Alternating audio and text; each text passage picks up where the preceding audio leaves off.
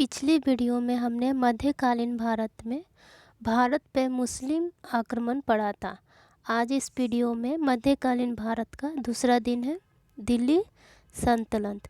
तो स्वागत है आप सभी का आपके YouTube channel GK sports site में। और चैनल पे नए हैं तो चैनल को सब्सक्राइब कर लीजिएगा। वीडियो अच्छा लगे तो लाइक और शेयर भी कर दीजिएगा। तो चलिए दिल्ली सल्तनत से वीडियो स्टार्ट करते हैं। देखिए, दिल्ली सल्तनत में कुल 5 वंश हुए हैं। कितने वंश हुए हैं दिल्ली सल्तनत में? कुल 5 वंश हुए हैं। तो याद रखिएगा 5। ट्रिक क्या है इसका? काफ़ी फेमस ट्रिक है ये। गुलाब खिले तो सूंघ लो। चाहे एक और ट्रिक आप लगा सकते हैं, गुलाब जामुन खाओ तो सूद लो। तो ये भी एक दूसरा ट्रिक है, याद रख सकते हैं। और गुलाम वंश के ट्रिक से अगर हम पढ़ें तो गुलाब से आपका होगा गुलाम वंश। इसे मामलुक वंश भी कहते हैं। यानी कि हम जानते हैं कि कुतुबुद्दीन ऐबक गुलाम था किसका? मोहम्मद गौरी का गुलाम था। लेकिन जब मोहम्मद गौरी का मृत्यु होता है तो उसके बाद तो वो गुलाम नहीं रह जाता है। तो ये क्या हुआ? स्वतंत्र रहा था। इसीलिए इसे मामलुक वंश कहते हैं। मतलब ये किसी का गुलाम नहीं था, लेकिन गुलाम वंश का स्थापना किया था। गुलाम वंश का कालक्रम देखें तो 1206 ईस्वी से 1290 ईस्वी तक गुलाम वंश का शासन चला था। और गुलाम वंश का स्थापना किसने किया था? तो कुतुबुद्दीन ऐबक ने किया था, जो कि मोहम्मद गौरी का गुलाम था। याद रखिएगा, बहुत इम्पोर्टेंट है। और गुलाब तो हो गया, गुलाब से गुलाम वंश। और खिले से हो गया खिलजी वंश। और इसका शासनकाल रहा 1290 ईस्वी से 1320 ईस्वी। यहाँ पे गुलाम वंश का शासन ख़त्म होता है 1290 में। तो वहाँ से 1290 से खिलजी वंश का शुरुआत होता है। और इसकी स्थापना की बात करें तो जलालुद्दीन खिलजी था। ठीक है, याद रखेंगे कि खिलजी वंश का स्थापना किसने किया था? तो जलालुद्दीन खिलजी। और ये सबसे छोटा टाइम पीरियड था। यानी कि खिलजी वंश जो था ज़्यादा नहीं शासन कर पाया। ठीक है, ये सबसे छोटा था। और वही पूछे और तुगलक वंश का शासनकाल कितना था? तो 1320 से 1414 ईस्वी तक था। और ये सबसे लंबा कार्यकाल था शासन का, लगभग 94 वर्ष। ठीक है, और इसकी स्थापना गियासुद्दीन तुगलक ने किया था, जिसे शॉर्टकट में GST कहते हैं। नेक्स्ट है सुंग वंश। यानी कि सुंग से क्या होगा? तो सुंग से होगा सैयद वंश। और जैसे कि देख रहे हैं कि तुगलक वंश का समाप्ति कार्यकाल हो रहा है 1414 में, तो वहीं से स्टार्ट होगा सैयद वंश का। और 1451 ईस्वी तक चलेगा। और इसका स्थापना किया था खिज खान ने। ठीक है, याद रखिएगा। और लास्ट हो गया दिल्ली सल्तनत का लोधी वंश। तो जहाँ से समाप्त होगा वहीं से शुरू होगा। तो 1451 ईस्वी में समाप्त हुआ, तो यहीं से स्टार्ट हुआ। और 1526 ईस्वी तक शासन रहा लोधी वंश का। स्थापना किसने किया था? तो बहलूद लोधी। ठीक है, तो इसी तरह हम देख लिए कि दिल्ली सल्तनत में कुल 5 वंश हुए। और यही कुल 5 वंश को हमें पढ़ना है। अभी जो हम पढ़ेंगे गुलाम वंश को इस टॉपिक में कवर करेंगे। और फिर जो नेक्स्ट वीडियो आएगा उसमें हम खिलजी वंश, तुगलक वंश 2 वीडियो को कवर करेंगे। और फिर नेक्स्ट वीडियो में सैयद वंश, फिर लोधी वंश। ठीक है, तो देखते हैं गुलाम वंश से शुरू करते हैं। गुलाम वंश से शुरू करते हैं। गुलाम वंश का समय काल देख लिए कितना था? 1206 ईस्वी से 1290 ईस्वी तक। और इसका स्थापना किया था कुतुबुद्दीन ऐबक। कुतुबुद्दीन, अभी जो हम देखेंगे सिर्फ वो देखेंगे कि गुलाम वंश में कौन कौन से उत्तराधिकारी हुए हैं। तो देखें तो कुतुबुद्दीन ऐबक का उत्तराधिकारी जो हुआ आराम शाह, और उसके बाद आया इल्तुतमिश। इल्तुतमिश के बारे में बताएं अगर, तो इल्तुतमिश जो था कुतुबुद्दीन ऐबक का दामाद भी था और गुलाम भी था। दो चीज़ इससे याद रखिएगा। कुतुबुद्दीन नहीं, इल्तुतमिश के बाद उत्तराधिकारी बना रुकनुद्दीन फिरोज, और उसके बाद रजिया सुल्तान, फिर आया वराम शाह, फिर अलाउद्दीन मसूद शाह, नसरुद्दीन मसूद, फिर बलबन, केकुवाद और क्यूमस। तो इतना बता दिए कि उत्तराधिकारी हुए हैं, लेकिन सबके बारे में नहीं पढ़ना, जो इम्पोर्टेंट है उसको पढ़ेंगे। तो गुलाम वंश में अगर देखें इम्पोर्टेंट क्या है, तो कुतुबुद्दीन ऐबक से प्रश्न बनता है, तो कुतुबुद्दीन ऐबक पढ़ेंगे, और एक रजिया सुल्तान इम्पोर्टेंट है, रजिया सुल्तान पढ़ेंगे, बलबन पढ़ेंगे, बलबन से प्रश्न आते हैं, और थोड़ा थोड़ा जो इम्पोर्टेंट है उससे इन लोग से थोड़ा कम नसरुद्दीन के बारे में थोड़ा देखेंगे। क्यूमर्स ये जो था ये गुलाम वंश का अंतिम उत्तराधिकारी कहे या फिर वंश था क्यूमस, और क्यूमस का हत्या कर देगा जलाउद्दीन खिलजी, और स्थापना हो जाएगा खिलजी वंश का। तो चलिए एक एक करके गुलाम वंश के जो शासक हुए उसके बारे में पढ़ेंगे। पहले कुतुबुद्दीन ऐबक पढ़ेंगे।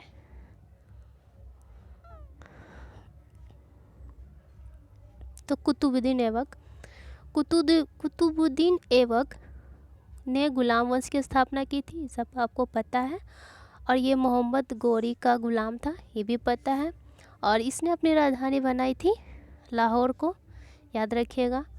और इसने सुल्तान की उपाधि धारण नहीं किया था, ये भी इम्पोर्टेंट है, याद रखिएगा।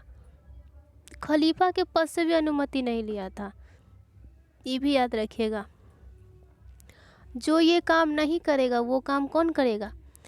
कुतुबुद्दीन ऐबक का गुलाम इल्तुतमिश करेगा। इल्तुतमिश क्या करेगा?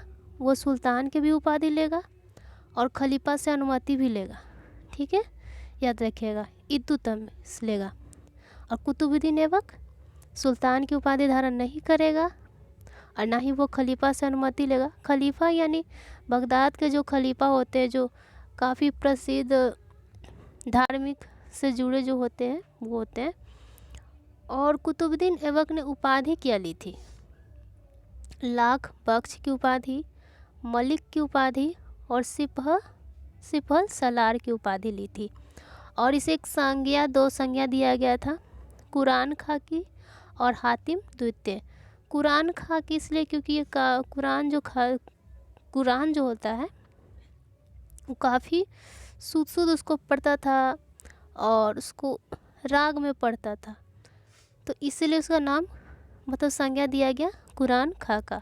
और हातिम द्वितीय भी कुतुबुद्दीन ऐबक को दिया गया।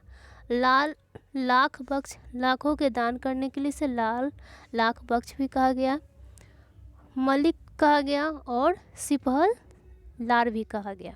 याद रखिएगा कुतुबुद्दीन ऐबक से इतना टॉपिक।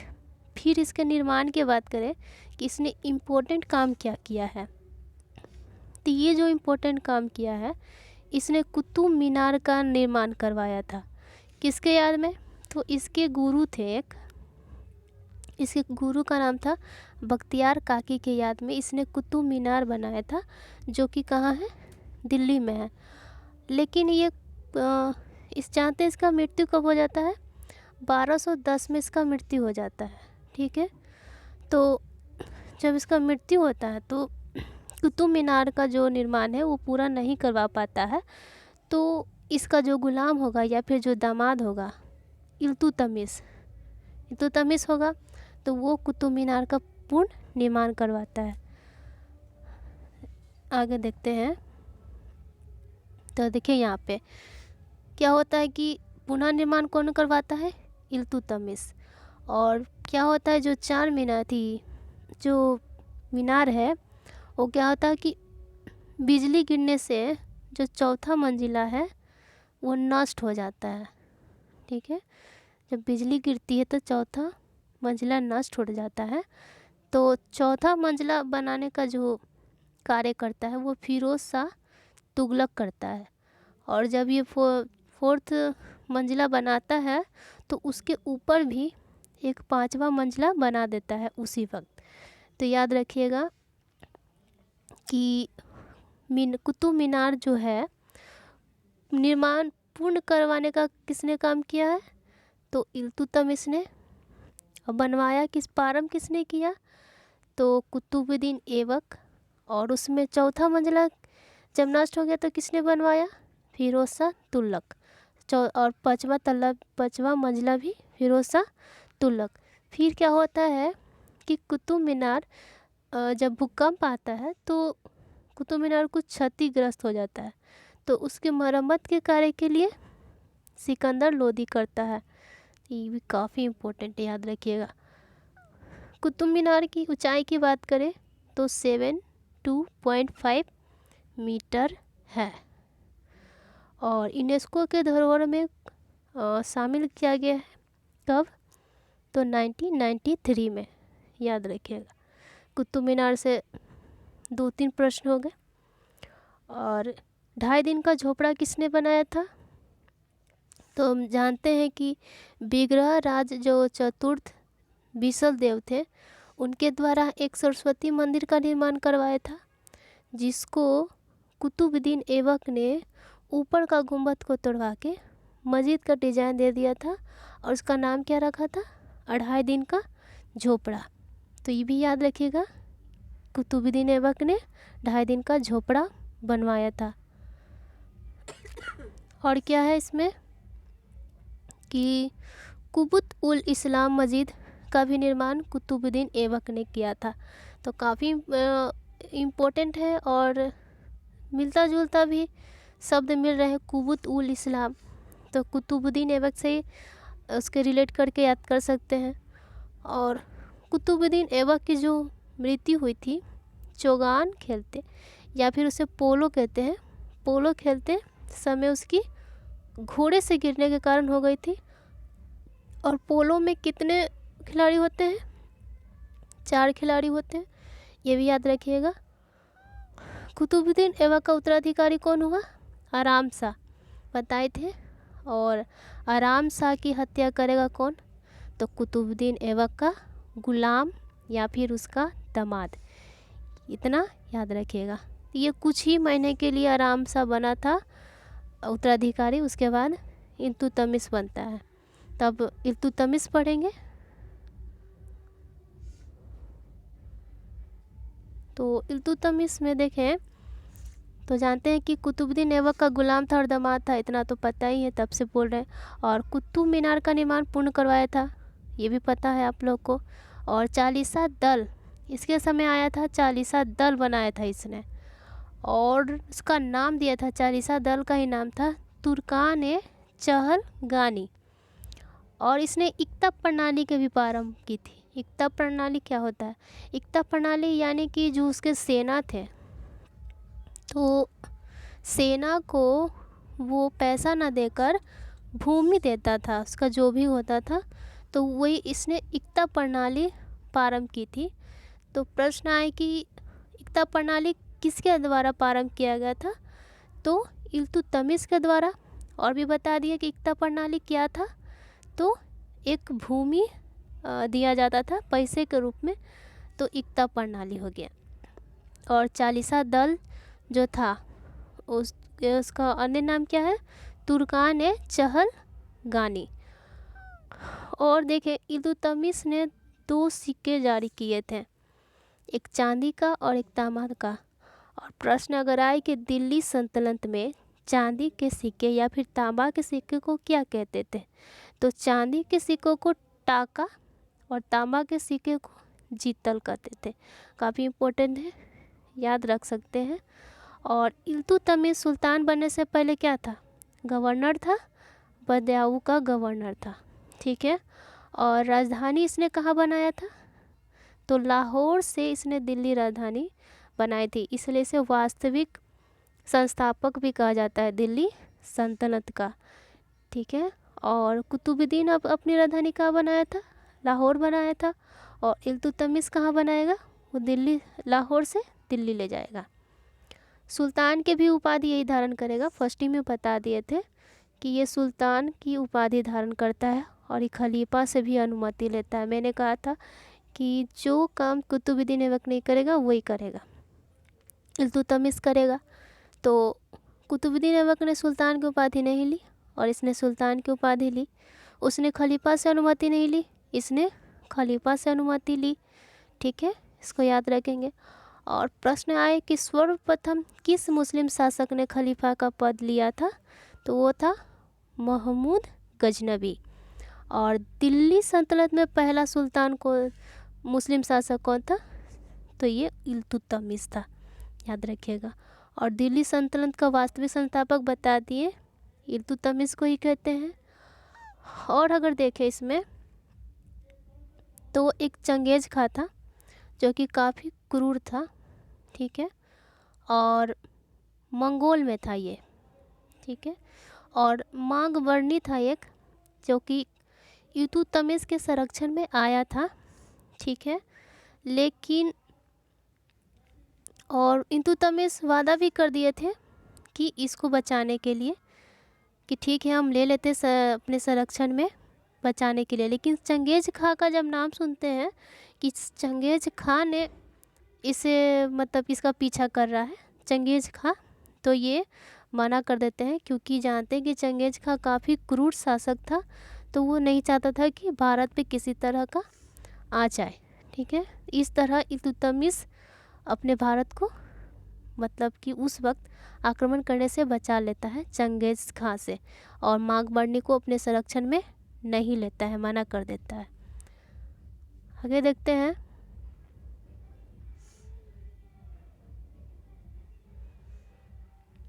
देखिए आगे है कि चंगेज खां का मूल नाम क्या था। तो चंगेज खां का मूल नाम जो था तिमुचिन। और चंगेज खां अपने आप को क्या कहता था, ईश्वर का अभिशाप है हम, ठीक है। जानते हैं कि काफ़ी क्रूर था, तो ये अपने आप को अभिशाप कहता था। इल्तुतमिश जीवित में ही अपना उत्तराधिकारी घोषित कर दिया था, किसको, रजिया सुल्तान को कर दिया था। लेकिन होता क्या है कि इल्तुतमिश की जब मृत्यु हो जाती है तो इसकी जो माँ होती है सात तुर्कान काफ़ी अथी होती है, मतलब पूरी होती है, जो कि रजिया सुल्तान को शासक बनने नहीं देती है, सुल्तान बनने नहीं देती है। वो किसको बनाती है, सुल्तान रुकुनुद्दीन फिरोज को उत्तराधिकारी बनाने को कहती है। रुकुनुद्दीन फिरोज जो है उसके बाद में रजिया सुल्तान बनती है, ठीक है, याद रखेंगे। और रजिया सुल्तान से प्रश्न आएगा कि दिल्ली सल्तनत की प्रथम शासिका कौन थी, तो रजिया सुल्तान थी।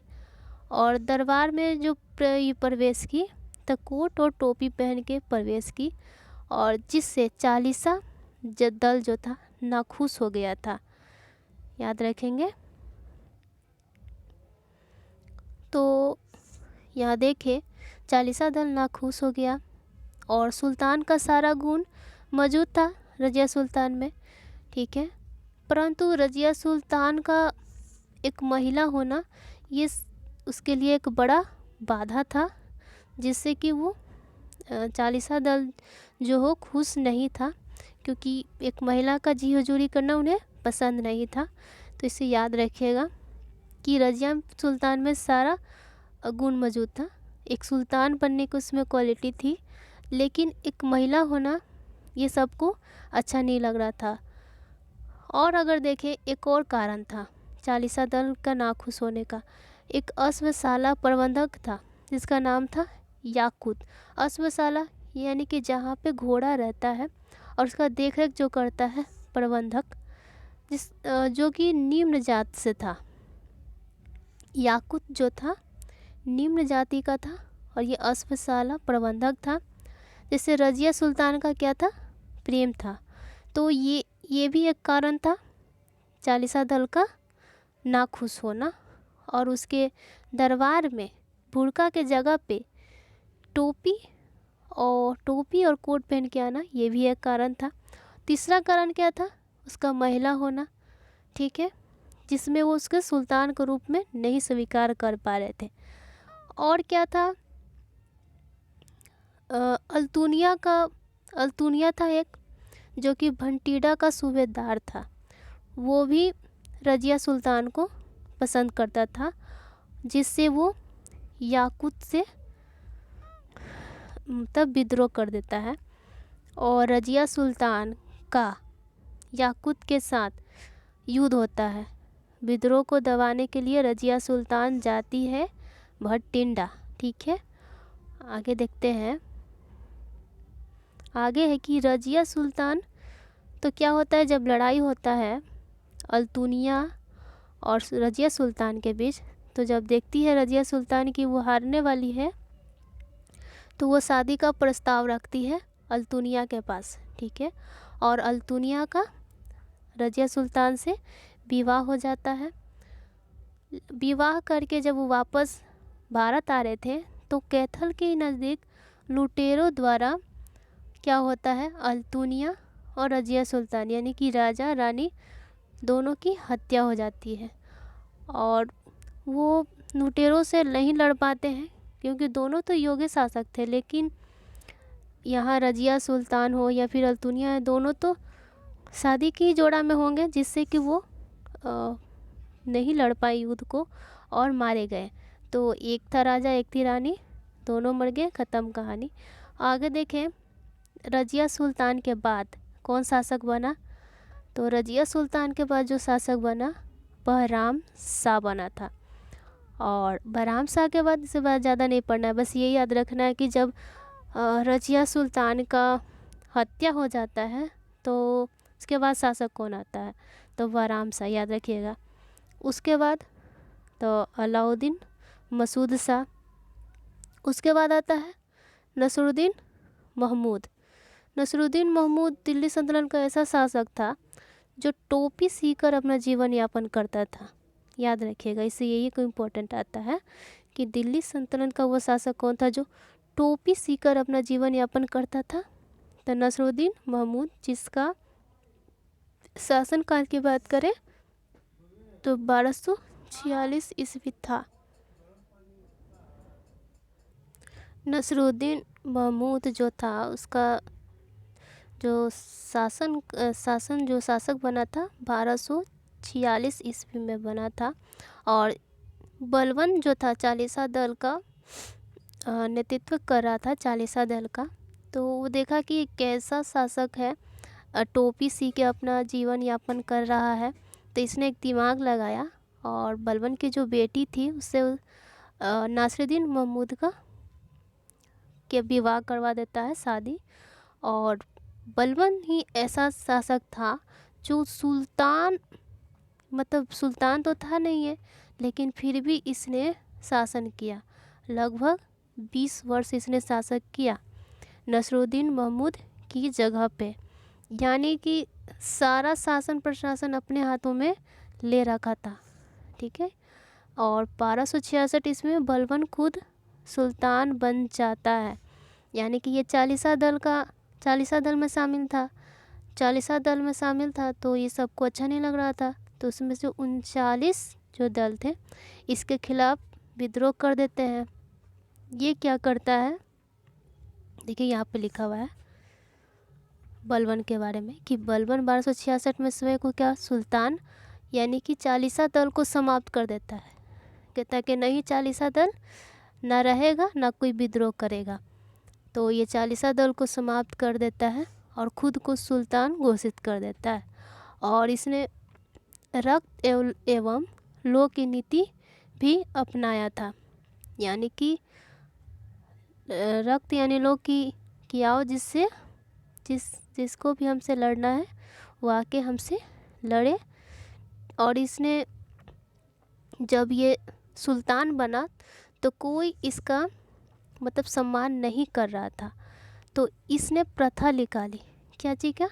पैबोस का और सिजदा का प्रारंभ करवाया, प्रथा बलबन के द्वारा। ये क्या प्रथा था? पैबोस सिजदा पहले समझते हैं। सिजदा क्या था? तो सिजदा था सिर को झुकाकर, मतलब कि जब सुल्तान आ रहा है, बलबन आ रहा है, तो सबके सिर क्या होना चाहिए? झुके हुए होने चाहिए। ये बलबन के द्वारा प्रथा निकला। पेबोस यानी कि पैरों पे गिर के रहना है। तो ये सिजदा और पेबोस प्रथा बलबन के द्वारा याद रखिएगा। और इसने 9 रोज़ उत्सव भी प्रारंभ करवाया था। सैनिक विभाग बनाया था इसने, जिसका नाम था दीवान अर्ज। ठीक है। लाल महल का निर्माण इसके द्वारा करवाया गया, जो कि लाल बलुआ पत्थर से बनाया गया है लाल महल बलबन के द्वारा। अब बलबन का उत्तराधिकारी कौन होगा? तो केगूबाद। बलबन का उत्तराधिकारी केगूबाद उत्तराधिकारी होता है। किसका? बलबन का। उसके बाद जानते हैं कि दिल्ली सल्तनत का लास्ट उत्तराधिकारी होगा क्यूमर्स, और क्यूमर्स की हत्या करेगा जलाउद्दीन खिलजी और कर देगा खिलजी वंश का स्थापना। तो यहाँ वीडियो समाप्त होता है। कैसा लगा वीडियो कमेंट करके बताइएगा, और हेल्पफुल रहा है तो लाइक कर दीजिएगा और शेयर भी कर दीजिएगा, और चैनल को सब्सक्राइब भी कर लीजिएगा। चलिए मिलते हैं नेक्स्ट वीडियो में। जय हिंद।